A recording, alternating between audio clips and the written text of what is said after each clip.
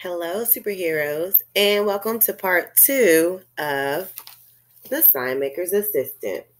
So, I'm going to go ahead and finish reading the story. So, some of you have already read the first part, and I got your video responses. So, the answers to those were the characters are the Signmaker, of course, and Mr. Norman here, our troublemaker. And the setting was actually kind of two places. The setting took place at the sign maker's assistant home, at the store where the sign makers worked, and it also took place within the small town. And what do you think was going to happen next? So some of you said that Norman was going to get in trouble. Some of you said that he was going to make more signs and try to keep fooling people. Some of you said someone might get hurt. Those are really good predictions. So we're going to see what actually happens. Okay. Here we go. So the last thing we left off on was that Norman was making signs and causing trouble everywhere. Look at that. Look at Norman. Just causing trouble everywhere. Had people driving through homes. And my question is, why would these silly townspeople do all of those things? So let's go ahead and continue the story. Norman watched it all and laughed until tears came to his eyes. But soon he saw people becoming angry. The sign maker is playing tricks, they shouted. He has made fools of us. The teacher tore down the no school today sign. Suddenly, people were tearing down all the signs, and not just the new ones, but every single sign the sign maker had ever painted. So look at his face. He's mad. And these are a whole bunch of signs. Now let's look at some of these signs here. This is a stop sign. Isn't that important? That's extremely important. So what do you think might happen without stop signs? Uh-oh. Norman may have created a bigger problem than he thought.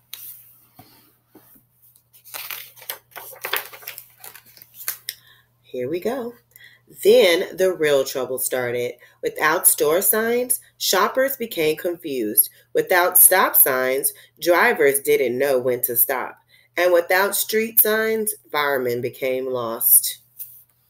So they also tore down street signs. So if someone had a fire and they lived on McDowell Place Drive, which is one of the street signs here, the fire trucks wouldn't know where to go because they didn't see street signs. They see the fire, but they don't know where it's coming from because they can't get there. And no one knows when to stop because there's no stop signs. So sometimes we can try to play tricks on people and think it's funny, but if it causes harm, is it really funny? No. In the evening, without the sign maker, when the sign maker returned from his work in the next town, he knew nothing of Norman's tricks. An angry crowd of people met him at the back door of his shop and chased him into the woods. As Norman watched, he suddenly realized that without signs and without the sign maker, the town was in danger. "It's all my fault," cried Norman, but no one was listening. So this is how the sign maker was greeted when he came back from out of town. Not fair at all. He didn't do anything, but everyone was mad at him because he's the sign maker. No one knew that he was out of town, and no one knew that it was Norman who was playing all those tricks. Now look at Norman. He's like, uh-oh, sign maker's assistants. The sign maker's getting in trouble because of me. Late that night, the sign maker returned and saw a light on in his shop. Norman was feverishly painting. feverishly. What does that mean? Did he have a fever? No, it just means he was doing it so quickly. Like, I have to get this done. Oh my goodness. I have to remake all these signs. While the town slept and the sign maker watched, Norman put up stop signs, shop signs, street signs, danger signs, and welcome signs. In and out signs, large and small signs, new and beautiful signs. And he returned all his presents and cleared away the garbage at the grocery store. It was morning when he finished putting up his last sign for the entire town to see. And here's what the sign says. Don't blame the sign maker. I tricked you. I'm sorry, Norman. So his final sign was an apology to the town.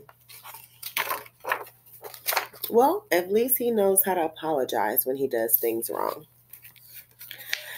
Then Norman packed his things and locked up the shop. But as soon as he returned to go, he discovered the sign maker and all the townspeople gathered at the door.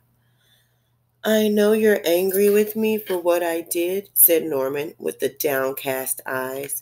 So I'm leaving. Oh, we were angry, all right, answered the school principal. But we were also fools for obeying such signs without thinking. I totally agree. Have a brain, people.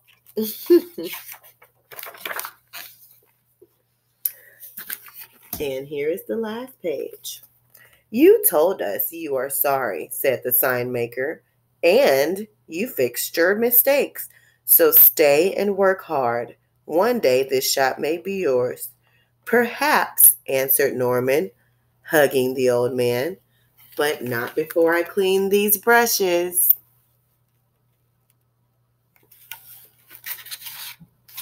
Because that's what the sign maker would always say to Norman. Do you guys like my Paw Patrol background? All right, so here are the questions for this part of the story. What was the problem in the story?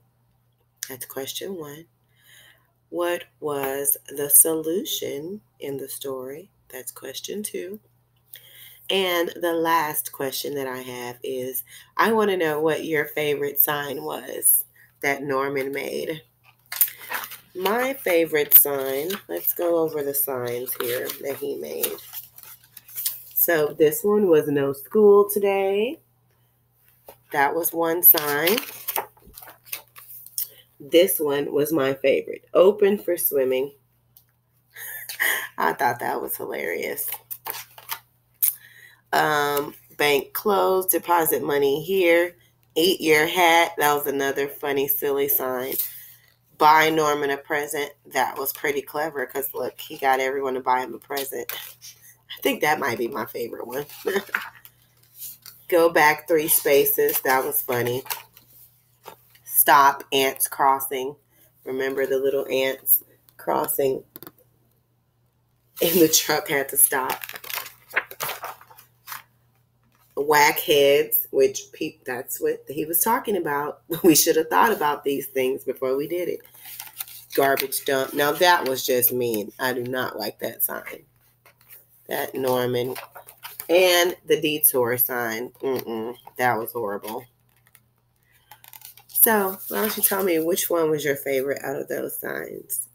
Anyways, I will see you guys tomorrow for our 3rd read aloud, which will be our last read aloud for this week. And then next week, I will have more read alouds for you once I get more books to read aloud.